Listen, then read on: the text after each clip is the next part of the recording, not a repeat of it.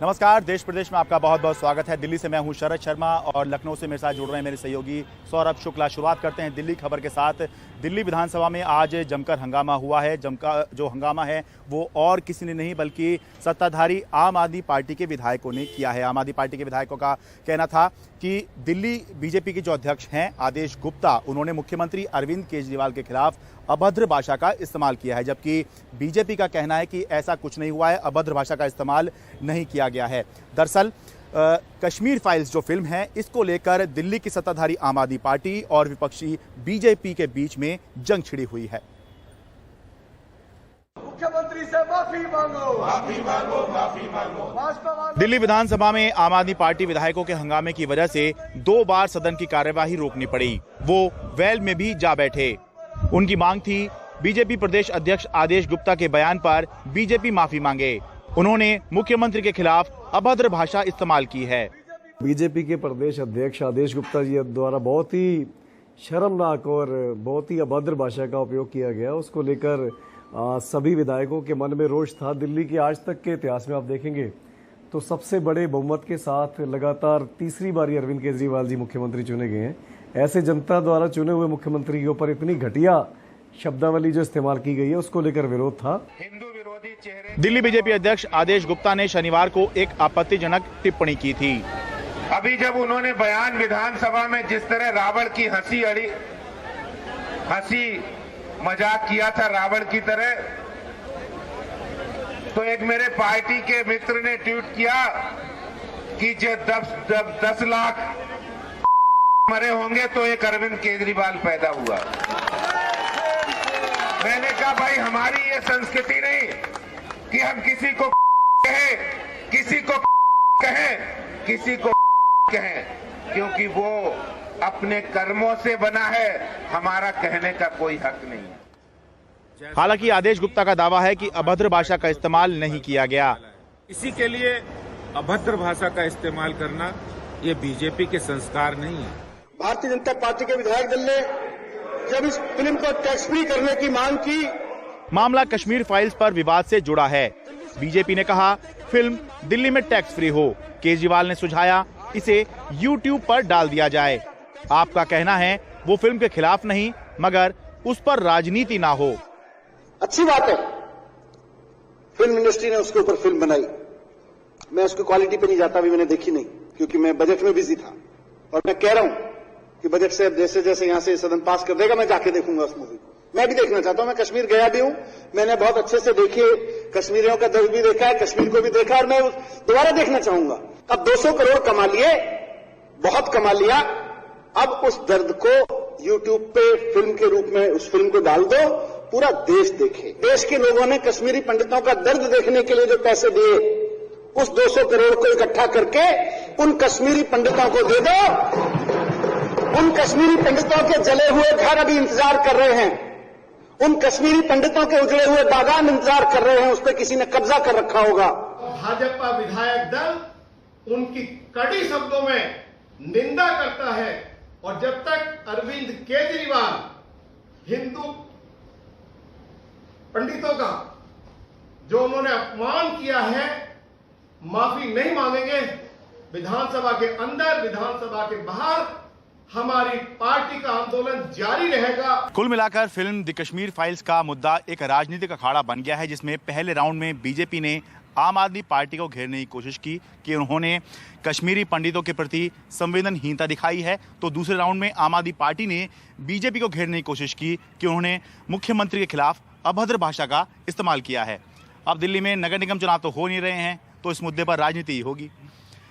दिल्ली से अपने कैमरा सहयोगी अश्विनी मेहरा के साथ मैं शरद शर्मा, एनडीटी मीडिया। उत्तर प्रदेश विधानसभा सत्र का आज पहला दिन था। सभी विधायकों ने शपथ ली और इसी दौरान यूपी के मुख्यमंत्री योगी आदित्यनाथ और सपा सुप्रीमो अखिलेश यादव की हुई छोटी सी मुलाकात। कैसी थी ये मुलाकात और क्या कुछ हुआ, देखिए हमारी इस रिपोर्ट में। ये तस्वीर यूपी की राजनीति की फाइल में हमेशा के लिए दर्ज हो गई।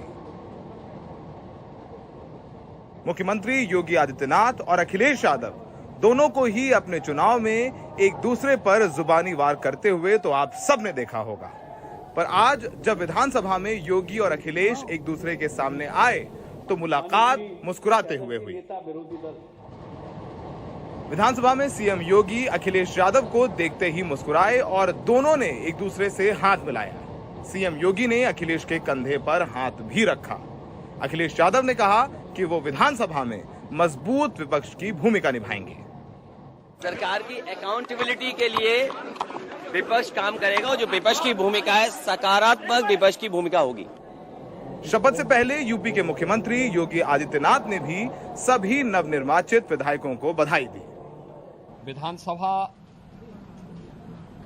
अपने नवनिर्वाचित नए सदस्यों के स्वागत के लिए पूरी तरह तैयार है और मुझे पूरा विश्वास है कि सदन की मर्यादा,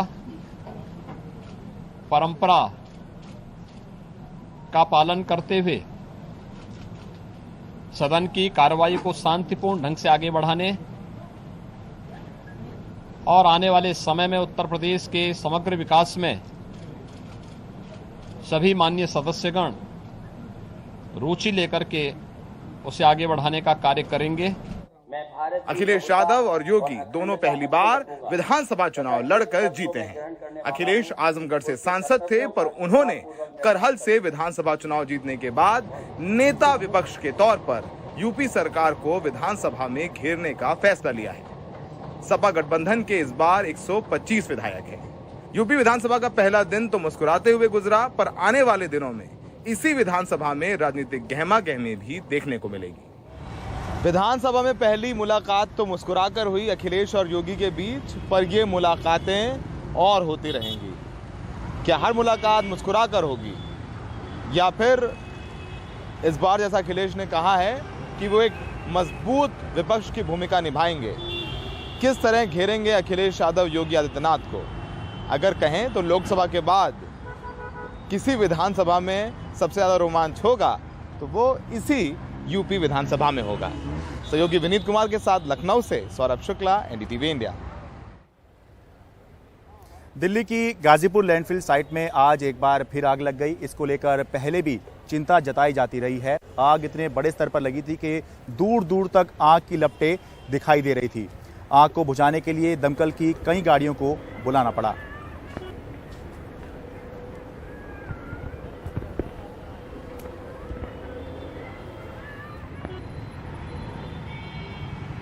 जब यूपी की विधानसभा में विधायक शपथ ले रहे थे, उसी वक्त गाजियाबाद में एक पेट्रोल पंप पर 25 लाख की लूट हो गई।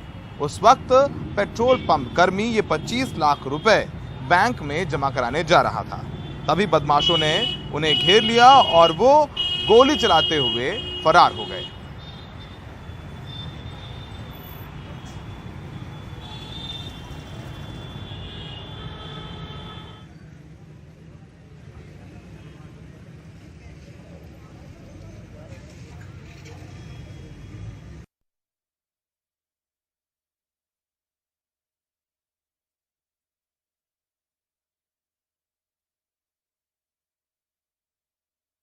पुणे से लगे पिंपड़ी चिंचवाड़ के पुलिस आयुक्त कृष्ण प्रकाश वेश बदलने या फिर अपराधियों के खिलाफ अभियान में शामिल होने के लिए जाने जाते हैं। आपको बताएं कि शनिवार रात एक बार फिर उन्होंने वेश बदलकर एक ऐसे गिरोह का पर्दाफाश किया जो खुद उनका परिचित बताकर लोगों से वसूली कर रहा था, यानी उनके नाम पर ठगी कर रहा था और पुलिस अधिकारी साहब ने वेश बदलकर उन्हें पकड़ा दिया। देखिए पूरी रिपोर्ट।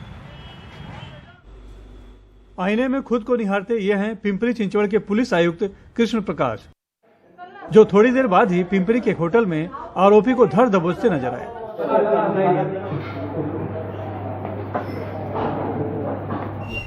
दरअसल उनको सूचना मिली थी कि रोशन बागुल नाम का शख्स एक जमीन विवाद में जबरन रुपए मांग रहा है और दावा करता है कि वो पुलिस आयुक्त कृष्ण प्रकाश और मुंबई के ज्वाइंट सीपी विश्वास नागरे पाटिल को जानता है और उनके जमीन का काम भी उसने किया है। इसलिए उसे रंगे हाथों पकड़ने के लिए पुलिस आयुक्त ने अपना हुलिया बदल लिया था। मैंने एक साधारण व्यक्ति का वेश बनाया, बड़ा मास्क पहना, मैंने चश्मा पहना जो मैं नहीं पहनता हूं, मैंने कैप पहना जो मैं नहीं पहनता हूं, और मैं अपने शरीर को इस तरह से झुकाकर चल रहा था कि होटल में किसी को भी शक नहीं आया कि मैं कृष्ण प्रकाश या सीपी हूं इस इलाके का। पुलिस आयुक्त के मुताबिक मीटिंग के दौरान आरोपी रोशन ने पीड़ित को फिर से सीपी से पहचान होने की धौंस जमाई और तय राशि 1.5 लाख की बजाय 1 लाख की लाने पर नाराजगी दिखाई। लेन देन होने के बाद कृष्ण प्रकाश ने पूछा कि मुझे पहचाना कि नहीं। जब आरोपी ने उन्हें पहचानने से इनकार किया तो कृष्ण प्रकाश ने अपनी कैप और मास्क उतार दिया और कहा कि तुम मेरे नाम से वसूली कर रहे हो और मुझे पहचानते भी नहीं। जैसे ही हम लोगों ने उसे धर दबोचा, उसने अपने लोगों को मोबाइल के द्वारा बुलाने की बजाय इस तरह से खबर किया कि 2 लड़कियां तुरंत पहुंच गईं और वो 2 लड़कियां इस षड्यंत्र में शामिल दिखाई पड़ती हैं। पुलिस ने आरोपी रोशन के साथ 2 लड़कियों को भी गिरफ्तार कर लिया है। आरोपी रोशन के पास से पुलिस ने महाराष्ट्र पुलिस हेल्पर्स और साइबर क्राइम फर्स्ट रिस्पॉन्डर का आई कार्ड भी बरामद किया है। पिंपरी चिंचवड़ के पुलिस आयुक्त कृष्ण प्रकाश पुलिस थानों में काम का जायजा लेने के लिए ड्रेस बदलकर जाते रहते हैं। दबंग फिल्मी पुलिस वालों की तरह आरोपियों को पकड़ने के अभियान में भी शामिल होते हैं और सामाजिक समरसता के लिए आम जनता को प्रबोधन भी करते हैं। इतना ही नहीं तो 1998 बैच के IPS कृष्ण प्रकाश अपनी फिटनेस के लिए भी जान जाते हैं और वो ऐसे पहले भारतीय अधिकारी हैं जो आयरन मैन का खिताब जीत चुके हैं। मुंबई से cameraman Praveen Rohit Sunil Singh, NDTV India के लिए।